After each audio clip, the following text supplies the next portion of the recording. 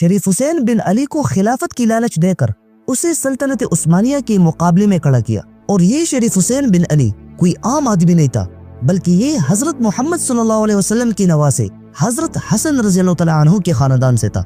इसलिए सारे अरबों ने मिलकर उसे फुल सपोर्ट किया। अब शरीफ हुसैन बिन अली की बगावत की वजह से सल्तनत उस्मानिया आहिस्ता आहिस्ता कमजोर हो गई और वर्ल्ड वॉर 1 के बाद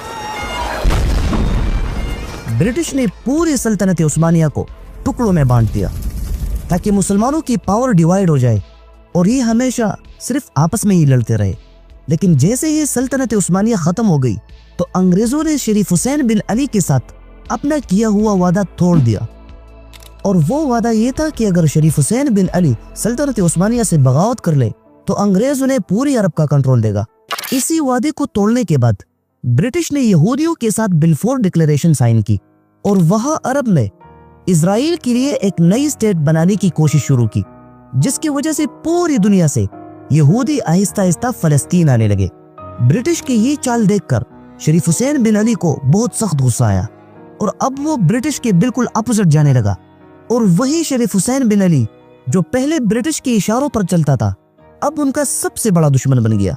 जब ब्रिटिश को पता चला कि इससे आगे शरीफ हुसैन बिन अली उनके काम नहीं आएगा, तो उन्होंने अपनी सारी अटेंशन शरीफ हुसैन बिन अली से हटाकर नजद के बादशाह किंग अब्दुल अजीज पर कर दी, जो पहले तो सिर्फ एक छोटे से इलाके नजद के बादशाह थे।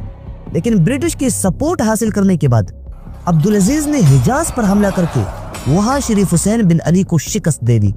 और यहाँ पर पहली दफा दुनिया में एक नई कंट्री सामने आई जिसका नाम अब्दुल अजीज ने अपने फैमिली अल सऊद के नाम पर रखा था, सऊदी अरेबिया। और यही अब्दुल अजीज सऊदी अरब का पहला बादशाह बन गए।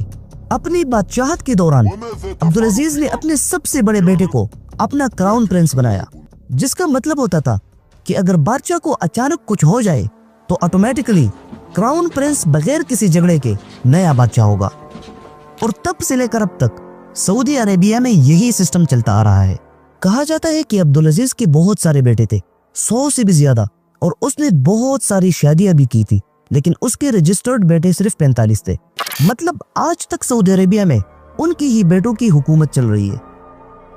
और जब ये हुकूमत सेकंड जनरेशन अब्दुल अजीज की पोतों को ट्रांसफर होगी तो तब बादशाहत को लेकर रॉयल फैमिली में बहुत बड़ा झगड़ा हो सकता है। और एग्जैक्टली कुछ ऐसा ही हो रहा है। जब 2015 में शाह सलमान सऊदी अरेबिया का नया बादशाह बने तो उसने आते ही अपने भाई को क्राउन प्रिंस के ओहदे से हटा लिया और अपने भतीजे